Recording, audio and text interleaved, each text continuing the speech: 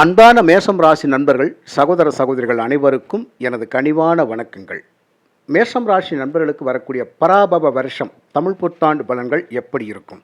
மேஷராசி நண்பர்களுக்கு 75% நற்பலன்கள் இருக்குது அப்படிங்கிறத நம்ம முன்னாடியே சொல்லிடலாம். அதுக்கப்புறம் நடக்கக்கூடிய விஷயங்கள் என்னென்ன அப்படிங்கிறத தெளிவாக பார்க்கலாம். அதாவது மேஷராசியை பொறுத்தமட்டில் செவ்வாய் பகவானை அதிபதியாக கொண்ட ராசி நெருப்பு ராசி. இந்த ராசியில் கேது பகவானுடைய அஸ்வினி நட்சத்திரத்தின் 4 பாதங்களும், சுக்கிர பகவானுடைய பரணி நட்சத்திரத்தின் 4 பாதங்களும், சூரிய பகவானுடைய கார்த்திகை நட்சத்திரத்தின் முதல் பாதம் என 9 பாதங்கள் இந்த ராசியில் இருக்கிறது. இந்த ராசியில் சனி பகவான் நீச்சமடைவார், சூரியன் உச்சமடைவார். இந்த ராசிக்கு 9ஆம் அதிபதி என்று சொல்லக்கூடியவர் குரு பகவான். மிகுந்த நற்பலன்களை தரக்கூடிய அமைப்பில் இந்த குரு பகவான் செயல்படுவார். ஆக 5ஆம் அதிபதியும் 9ஆம் அதிபதியும் 1ஆம் அதிபதி என்று சொல்லக்கூடிய செவ்வாய், சூரியன், குரு பகவான் இந்த உலகத்தில், இந்த சமூகத்தில், இந்த சமுதாயத்தில் ஒரு நல்ல மனிதர்கள் அப்படிங்கிற பொசிஷனை தரக்கூடிய அமைப்பு அப்படிங்கிறது இந்த 3 கிரகங்கள் தான். தர்மகர்த்தாவாக இந்த உலகத்தில் தலைமை, பண்பு, பொறுப்பு, நிர்வாகத்தில் இருக்கக்கூடியவர்கள், அரசியல் துறையில் மிகப்பெரிய சாதனையாளர்கள், அது மட்டுமல்ல பாதுகாப்பு துறையில் மிகப்பெரிய சாதனையாளர்கள், கம்ப்யூட்டர் ஹார்ட்வேர்ஸ் துறையில் மிகப்பெரிய சாதனையாளர்கள், விளையாட்டுத் துறையில் மிகப்பெரிய சாதனையாளர்கள், கட்டுமானத் துறையில் மிகப்பெரிய சாதனையாளர்கள், மருத்துவத் துறையில் மிகப்பெரிய சாதனையாளர்கள், இவங்க எல்லாமே செவ்வாய் அப்படிங்கிற அமைப்பு அப்படிங்கிறதுனால இந்த மேசராசி நண்பர்களே அதில் எல்லாம் முதன்மையாக இருப்பாங்க. ஒரு விஷயத்தில் இறங்கியாச்சு அப்படின்னு சொன்னால் அது நல்லதோ கெட்டதோ பார்த்துட்டு அதுக்கப்புறம் முடிவு பண்ணிக்கலாம், முதல்ல இறங்குவோம் அப்படின்ட்டுருவாங்க. முன் வச்ச காலை பின் வைக்க மாட்டாங்க. கோபம் இருக்கும், அந்த அளவுக்கு குணமும் இருக்கும்.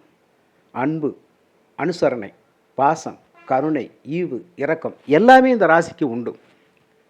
ஆனால் இந்த ராசிக்காரவங்களை மற்றவங்க எப்படி புரிஞ்சுக்கிறாங்க அப்படின்னு சொன்னால், ஐயோ மேசராசிக்காரவங்களா, அந்த ஆட்டையெல்லாம் பேச முடியாதப்பா, அந்த பொம்பளைகிட்டெல்லாம் பேச முடியாது, சிடுன்னு விழுவாங்க, கோபமாக பேசுவாங்க, சூடாக பேசுவாங்க, எடுத்ததுக்கெல்லாம் கோபப்படுவாங்க, மூர்க்கத்தனமாக செயல்படுவாங்க.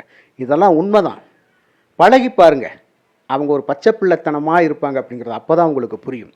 ஏன்னா 5ஆம் அதிபதி என்று சொல்லக்கூடிய சூரிய பகவான் இந்த ராசியில் உச்சம் பெறுவார் என்றாலும் கூட 5 அப்படிங்கிறது அவங்களுடைய மனசு அப்படிங்கிறது பிறருக்கு இடம் கொடுத்துரும்.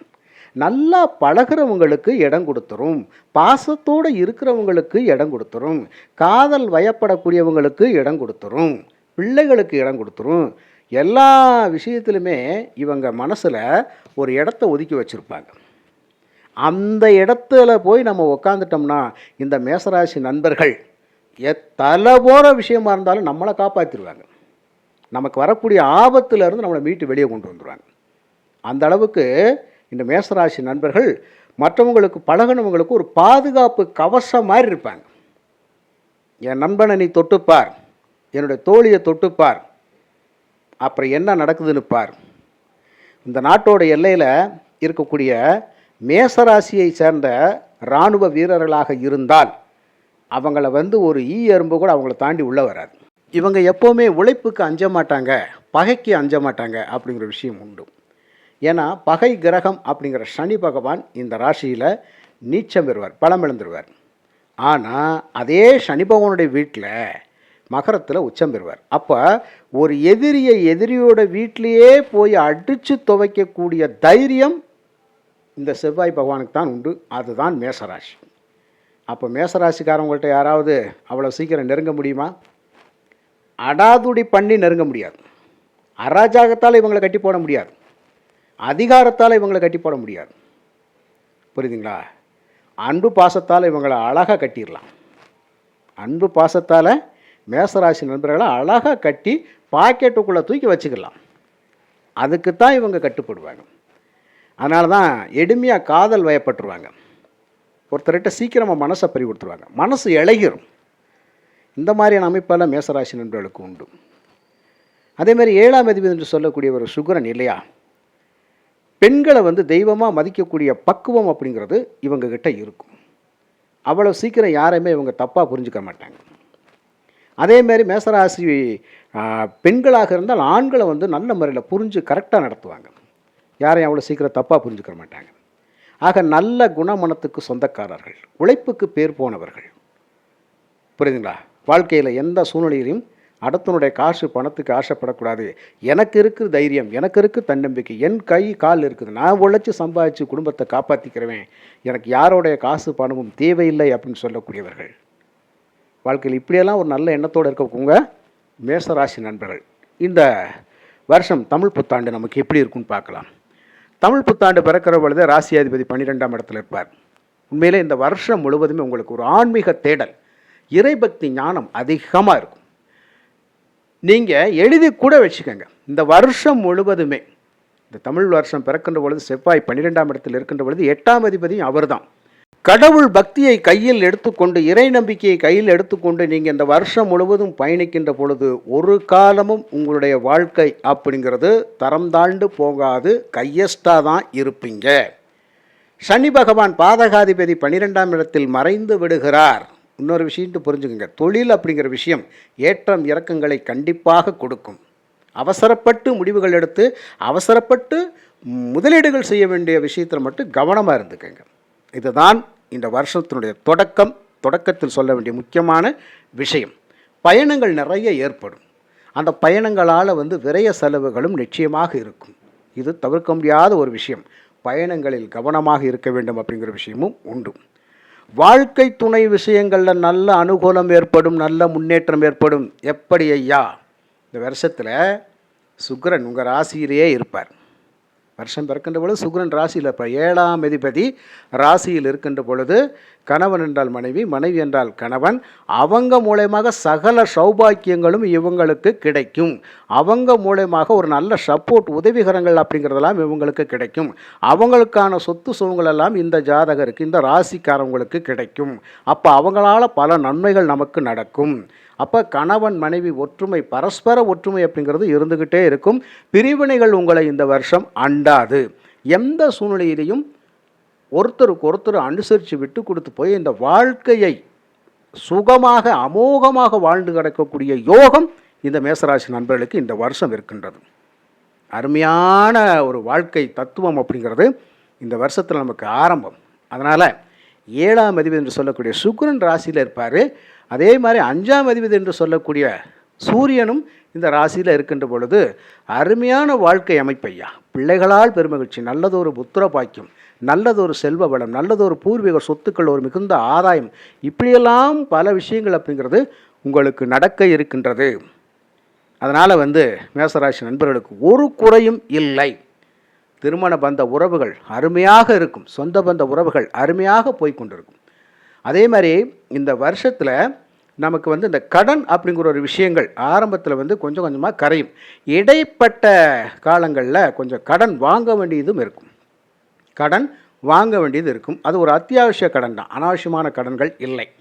அனாவசியமாக கடன்கள் இல்லை. ஒரு பிள்ளைகளுடைய படிப்பு செலவுக்கு கடன் வாங்குறது, ஒரு வீடு கட்டுறதுக்கான கடன் வாங்குறது, இப்படியான சுப செலவுகளுக்கான கடன்கள் அப்படிங்கிறது நீங்கள் கண்டிப்பாக வாங்க வேண்டிய கட்டாயம் இருக்கின்றது. இது முற்பகுதியில் கடன் குறையும், பிற்பகுதியில் கொஞ்சம் கொஞ்சம் கடன்கள் வாங்கக்கூடிய நேரம் இருக்கிறதுனால அது தவிர்க்க முடியாத ஒரு விஷயம். இந்த தமிழ் புத்தாண்டு அப்படிங்கிறது நண்பர்களுடைய சப்போர்ட் உங்களுக்கு அதிகமாக கிடைக்கும். என் நண்பன் தான் எனக்கு எல்லாமே, என் தோழன் தான் எனக்கு எல்லாமே, என் தோழி தான் எனக்கு எல்லாமே, அவங்க பார்த்து இதெல்லாம் செஞ்சு கொடுத்தாங்க, அவங்களால தான் இன்றைக்கி நல்லா இருக்கேன் அப்படின்னு சொல்லி உங்களை வாழ்க்கையில் முன்னேற்றி விடுறதுக்கான ஏணிப்படிகளாக உங்களுடைய பழக்க வழக்கத்தில் இருக்கக்கூடிய நண்பர்கள் இருப்பாங்க, தோழிகள் இருப்பாங்க.